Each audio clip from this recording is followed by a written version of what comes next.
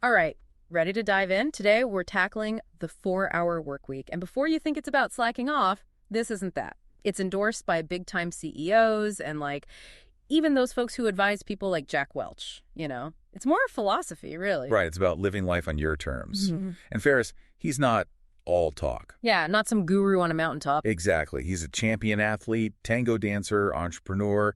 He lives what he writes. Which brings us to this whole new rich thing. It's not about waiting to be a millionaire, right? It's time and mobility. Those are the real wealth. Like, imagine running a multi-million-dollar company while training for the Olympics. Wait, someone actually did that? Yeah. Dale Bigsmith, Olympic skier. It's about unconventional thinking, getting those crazy results. Shattering that whole work till you die thing. Ferriss is saying the default path. Probably wrong. And he'd know, right? Winning that kickboxing championship, pushing people out of the ring. Bending the rules, but legally. Exactly. Makes you think, what if everything we believe about success is wrong? Okay, but money matters. We all want more. Sure, but Ferriss says more money doesn't equal a richer life. It's about the time to enjoy it. That's true. I've never thought of it like that. He talks about absolute versus relative income. So Jane earns $100,000 but works 80 hours. John makes $50,000 but only works 10 hours a week. Who's got more life, right? But making a change like that is scary. That's where the fear-setting exercise comes in. Oh, yeah, right. I was just thinking about that. That's brilliant. We're paralyzed by fear, right? Ferriss says, define your worst-case scenario. Often, it's not as bad as we think.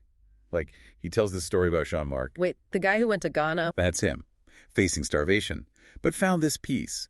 Even in darkness, there's light. Wow. Okay, so once you face that fear, then what? You figure out what you want. And get specific. Vague goals, vague results. He has this dreamlining thing. What would your life look like in 6-12 months? So not just, I want to be a great cook. It's, I'm cooking Christmas dinner solo this year. Turn being into doing. yeah. And that leads to doing less to achieve more. Hold on, how does that work? The 80-20 rule, remember, 80% of results come from 20% of effort. We're wasting time. Find your 20%, those high-impact tasks. So working less. Working smarter. He's got tips. 2 most important tasks each day, done first. Batch, similar stuff. So you can really get in the zone. Exactly. And get this, he says, no news. What? Like live under a rock. Sounds crazy, but most news is negative, irrelevant, can't control it, just stresses us out. He says limit it. Headlines, summaries, max. Starve the distractions, but that means saying no, right? To more than just the news. All those time-sucking things, Yeah. meetings that could have been emails. Ferriss says, reclaim your time. Strict email times twice a day, tops. Oh, I like that. And auto responses that train people to be brief. Setting boundaries. Tough, but essential. And to free up even more time. Outsource your life. It means virtual assistants, those tasks you hate. Like hiring help. That's not just for celebrities anymore. Nope. Ferriss had a VA in India. Imagine getting a detailed profile on anyone done, or forgetting your anniversary, but your VA sends flowers another win from the book. Okay, now that's impressive, but is the quality there? And what about giving personal info to someone you've never met? He covers that. Tips on finding good VAs, protecting your data.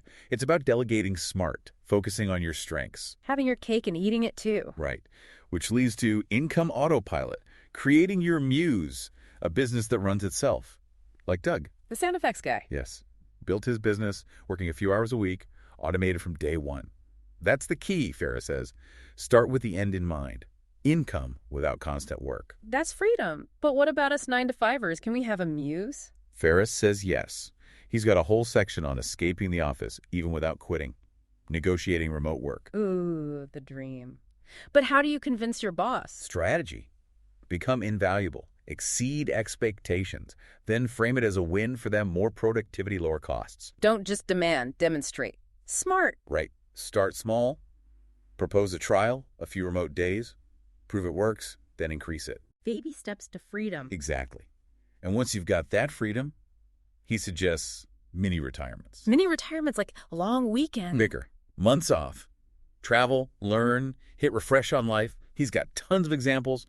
Loves experiencing new cultures, pushing comfort zones. It sounds amazing, but isn't that crazy expensive? And what about families? Can they do this? Great questions, and Ferriss tackles them head on. We'll dive into that, and the big question, what do you do with all that free time? In part 2 of our deep dive. So last time we were on this whole mini retirement thing. But can regular people actually do that? Ferriss says it's more doable than we think. It's about shifting from someday to why not now. He's got strategies. Like what? Spill the beans. Okay, first off, you don't need to be rich. He talks about affordable travel, like house sitting in crazy places or volunteering for room and board. Trading skills for experiences. Clever. But what if I'm not ready to rough it completely? He gets it. It's not about being a monk. Balance. Rent out your place while you're gone, maybe a sabbatical from work. He even has stories of families doing this. Families! Long-term travel with kids. How do they manage all that? Homeschooling, work, not going crazy. Planning. Ferriss says get everyone involved. Kids pick destinations, activities. Look for family-friendly spots, kitchens to cook some meals. It's adventuring with them, not escaping. I love that, making it a family thing. But honestly, even planned out, taking that leap is scary. What if it wrecks my career, come back, and my job's gone? This is a real fear. But Ferriss says mini retirements can actually help your career. Think about it. You come back refreshed, new ideas. You might discover skills you never knew you had. Career booster, not killer. Right? Some people start businesses, write books, learn new languages. They're more energized than ever. Okay, I'm sold. Mini retirements, officially on my list. Yeah. But then what? You've got all this free time, now what? That's where it gets exciting. It's not just working less, it's living more.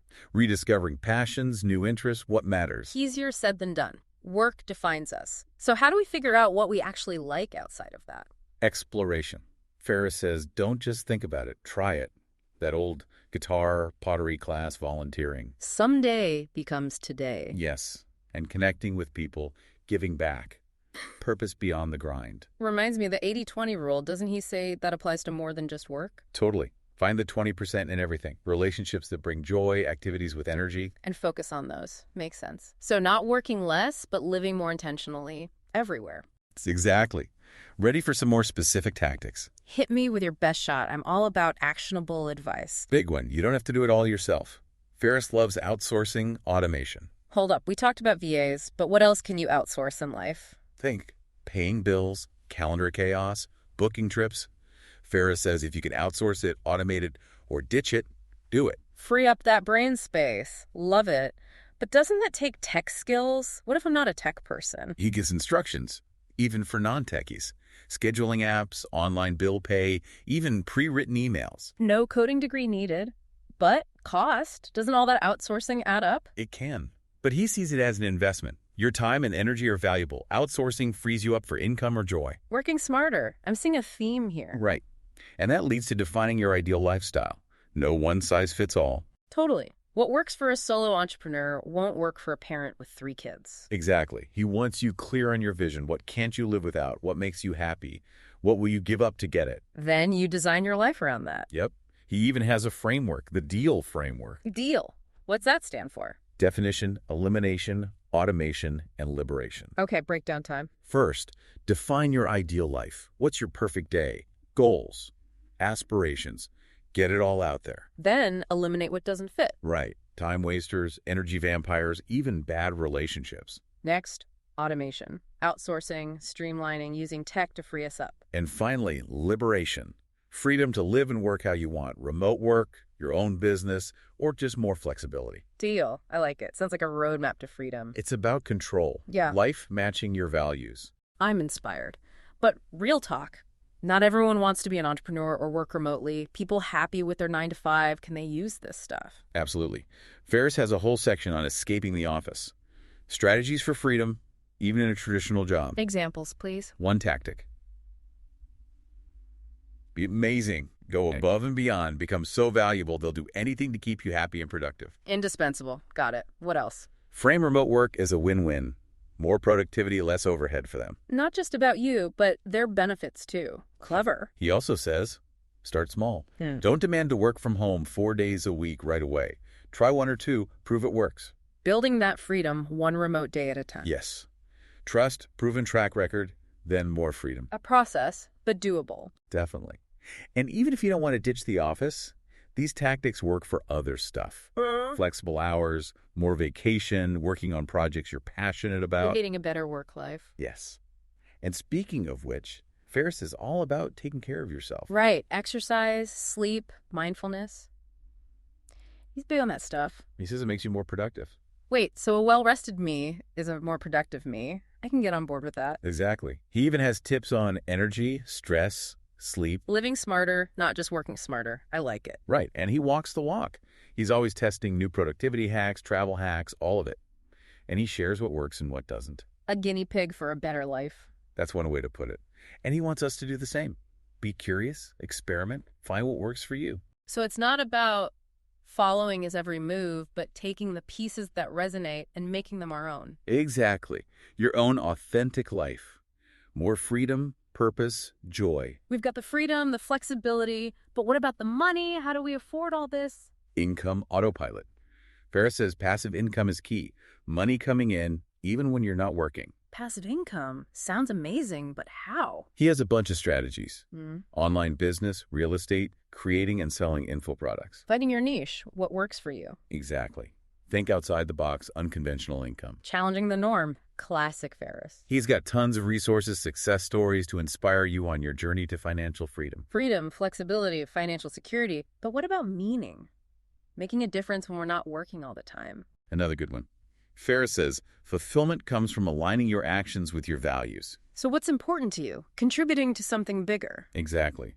Volunteering, donating, even a business that makes a positive impact. It's about intention, living with purpose. Yes. And one of the things that struck me about the 4-hour work week, it's more than self-help, it's a whole philosophy. Questioning everything, challenging the status quo, creating your own rules. Embracing the unknown, taking risks, no regrets. And that leads us to our final thoughts on this deep dive. So much covered, right? Escaping the 9-to-5, those muses. But I keep thinking about this, questioning everything. It's huge. Ferriss wants us to ditch those default scripts we're given. Work, success, even happiness. Like he's saying, design a life you don't need to escape from. Isn't that the dream? Who hasn't felt that Sunday night dread? Is this it? And Ferriss is like, nope, there's a whole other way. He's living it right. Purpose, adventure, relaxing, no need to wait for retirement. And he doesn't just tell us, he gives us the actual tools, those little productivity hacks and those big lifestyle design things. A toolbox for changing your life. But, Tools are useless if you don't use them. Exactly. Reading this book's just the start. The real deal is taking action, figuring out what works for you. And that's the message of this whole deep dive, right? Not copying Ferriss, but designing your life. He gave us the map, but we picked the destination. And maybe take a few detours along the way. Speaking of, any last thoughts before we wrap up? Don't wait for permission to live the life you want. Start small, try things, and never stop questioning those defaults. Love it. And for everyone listening, check the show notes for links, resources, all those details we talked about. Because knowledge is power, especially when you actually do something with it. So true. Thanks for joining us for this deep dive into the 4-hour work week. Until next time, keep exploring, keep experimenting, and keep designing that life you love.